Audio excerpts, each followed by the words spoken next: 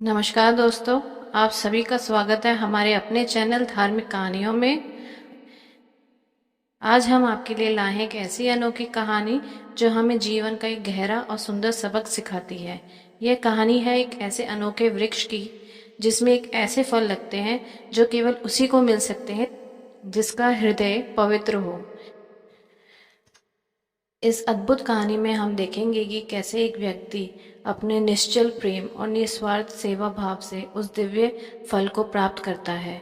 यदि आपको ये कहानी पसंद आए तो इसे लाइक शेयर करना ना भूलें और ऐसे ही और भी कहानियों के लिए हमारे चैनल को सब्सक्राइब ज़रूर करें। तो चलिए अब शुरू करते हैं आज की ये दिलचस्प कहानी, अमृत फल का रहस्य। सदियों पुरानी बात है, हिमालय की तलहटी में एक घना जंगल था। इस जंगल के बीचों बीच एक ऐसा वृक्ष था जिसके बारे में कहा जा सकता था कि उस पर अमृत फल लगते थे। यह फल कोई साधारण फल नहीं थे। कहते थे कि इन्हें खाने वाला अमर हो जाता है, उसे ज्ञान की प्राप्ति होती है और सभी दुखों से मुक्ति मिल जाती है। कई राजाओं, योद्धाओं, साधुओं ने इन फलों को खोजने का प्रयास किया, लेकिन किसी को सफलता नहीं मिली।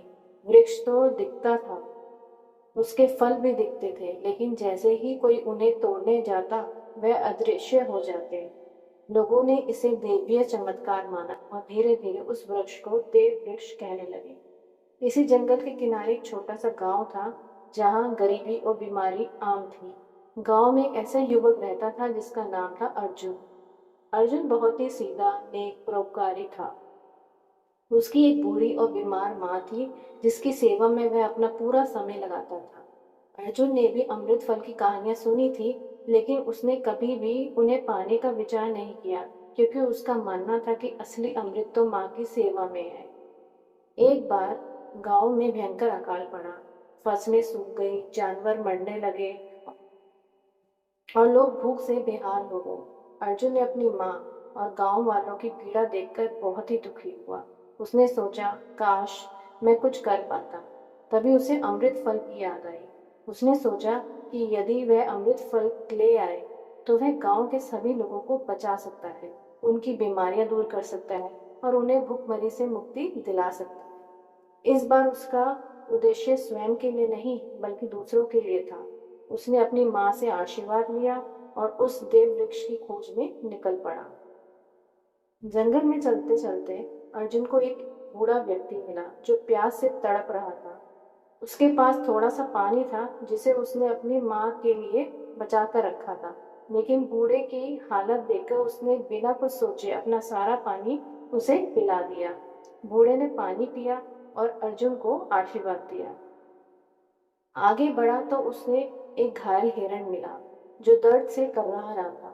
अर्जुन ने बिना सोचे समझे अपनी यात्रा रोक दी, हिरण के घाव को साफ किया और अपनी जड़ी बूटी से और बूटियों से उसका उपचार किया। जब हिरण स्वस्थ होकर चला गया तब अर्जुन ने अपनी यात्रा फिर से शुरू की।